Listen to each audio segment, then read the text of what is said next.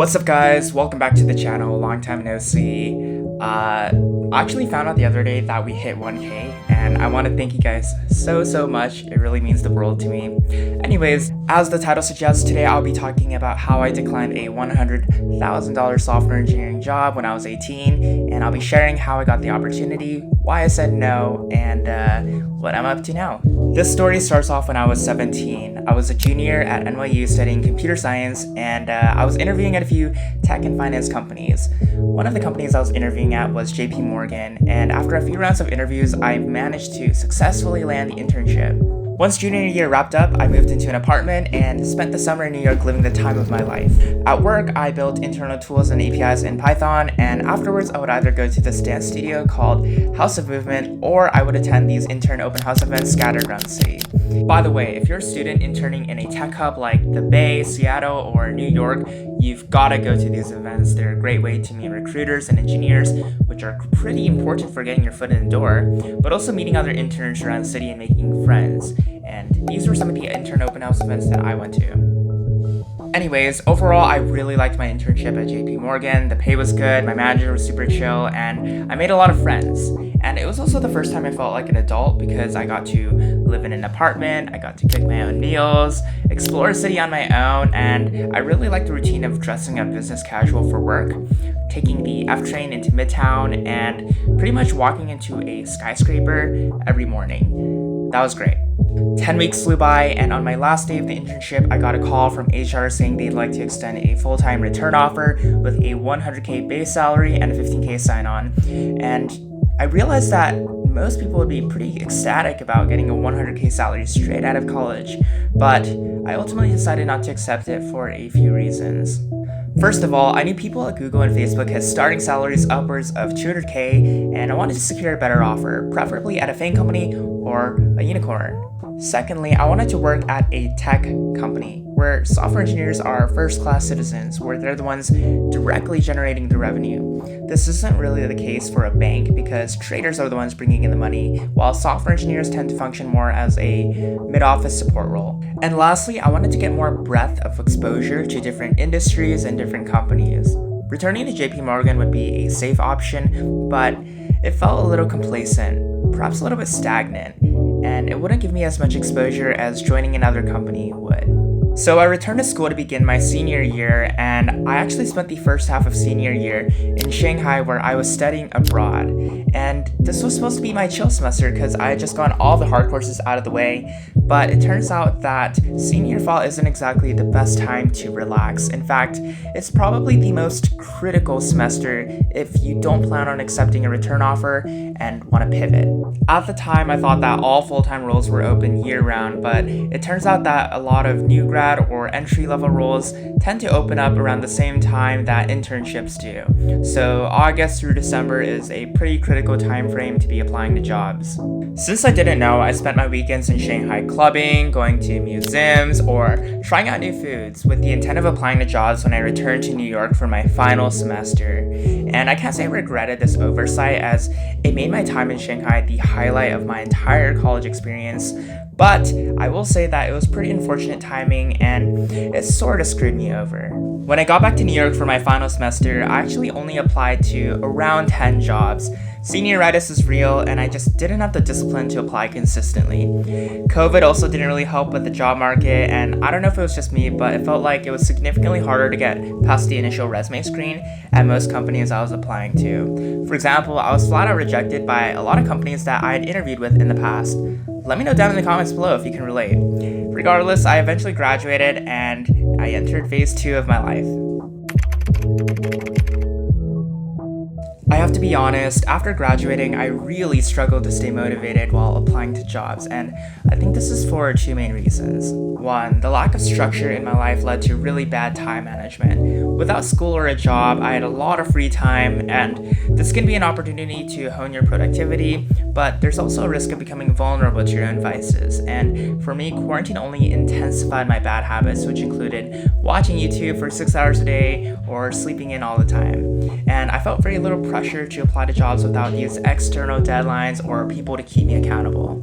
And two, applying to full-time jobs is just way more time-consuming and soul-sucking compared to applying to internships because you just have to meet way more qualifications. Unlike internships where you only need to know one programming language, full-time jobs are often team-specific, which means they expect you to know an entire tech stack.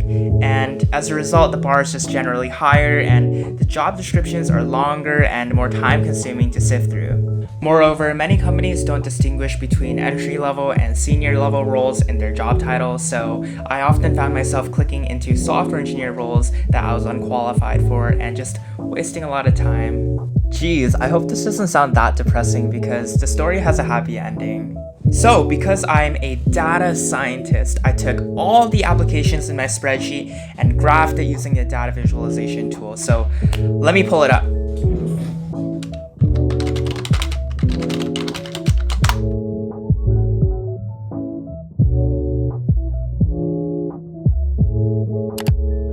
So, first off, I applied to a total of 304 jobs.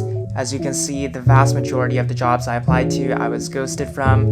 200 out of 300, pretty high number. And I wasn't just ghosted from like the initial application phase, I was also ghosted from after like the phone screens, after coding challenges, and pretty much throughout the interview pipeline. And I think that's just part of the process. It's unfortunate, but you just have to deal with it.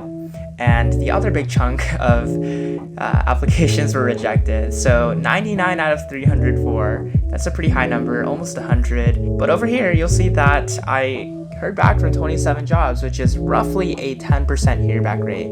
I suppose that's not that bad.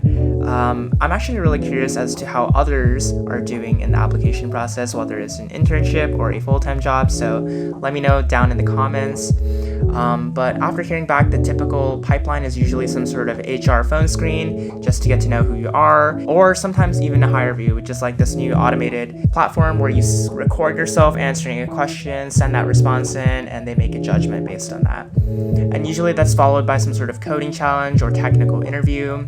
I got a decent amount and I converted very few. I guess that comes to show that the funnel is just really sharp. Like, dang, second technical interview, only one of them. I only got to 3 on-sites. But if you see over here, I finally got one offer, which is the good part, the good news. I have an offer under my belt and I have 2 pending. So basically, I think the moral of the story here is that you're gonna send in a lot of applications. I sent in 300 and you're only gonna get a couple offers unless you're extraordinary. I hope this provides some transparency into my overall application process, and I'd really be curious about how you guys are doing in yours. Oh, and just in case you're curious, I mostly applied to big N companies, unicorns, trading firms, hedge funds, and a few YC startups. You know, sometimes I wonder if I made the wrong decision. Had I accepted the offer at JP Morgan, I would have had half a year of work experience under my belt. I'd probably be working back at my original team I was interning with and working in my favorite programming language, Python, and everything would have been fine. Everything would have turned out great. But I also think that had I accepted the offer, I probably wouldn't have done a lot of things that I am proud of. For example, starting a podcast with my friend, creating a tutoring organization that now has around 20 people running it, and just learning about myself, about how I'm pretty reliant on external deadlines and people to keep me accountable rather than self-motivated. So yeah, I suppose that all these months of unemployment and just, you know, fighting with my inner vices has taught me a lot, and I'm really thankful for that. Applying to internships and full-time jobs is such a chore. It sucks. It really does. So if there's anything that I can offer you, it's that it really helps to be in a group chat with your friends who are also in the interview pipeline and just grinding lead code together every weekend or competing on binarysearch.com, which I highly recommend since it's an amazing platform. It's so much fun. And just sharing bits and pieces of knowledge while extracting the lessons that we learn from each rejection, and also sharing and celebrating each other's successes. So yeah, I hope that was helpful for you guys, and for those of you who are still interviewing, just know that there is light at the end of the tunnel, that wherever you end up, you'll turn out just fine, just like I did. And thank you guys for watching. Thank you guys for sticking around. Thank you for 1K. I really, really appreciate it. And yeah, with that, please drop a like, comment down below what you guys want to see next, and I will see you guys in the next one. Bye!